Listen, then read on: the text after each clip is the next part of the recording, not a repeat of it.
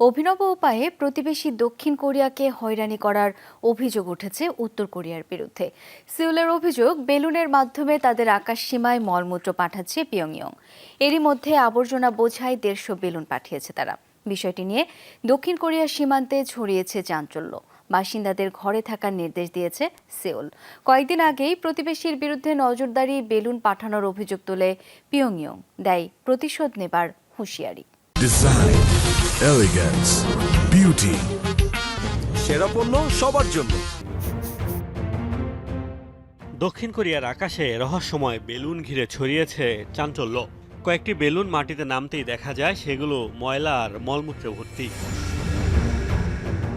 বেলুনের সাথে প্লাস্টিকের ব্যাগ বেঁধে পাঠানো হয়েছে এসব আবর্জনা। সেগুলোর মধ্যে পরিত্যক্ত খালি বোতলে উত্তর কোরিয়ার কারখানার নাম পাওয়ায় প্রতিবেশীকে দুষছে সিউল। দক্ষিণ কোরিয়ার সামরিক বাহিনীর দাবি, আকাশসীমায় প্রবেশ করেছে 150 বেলুন। দেশটির 9 প্রদেশের 8টিতেই রহস্যজনক এসব বেলুন শনাক্ত হয়েছে। এ ঘটনায় আতঙ্ক ছড়িয়েছে নাগরিকদের মাঝে। সতর্ক থাকার আহ্বান জানিয়েছে প্রশাসন। সম্প্রতি গোয়েন্দা তৎপরতা ঘিরে উত্তেজনা ছড়ায় দুই প্রতিবেশীর মধ্যে।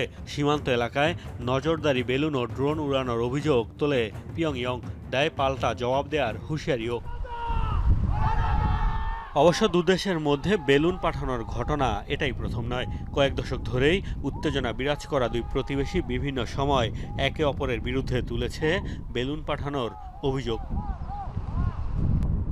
মোস্তফা মাহমুদ, যমুনা নিউজ।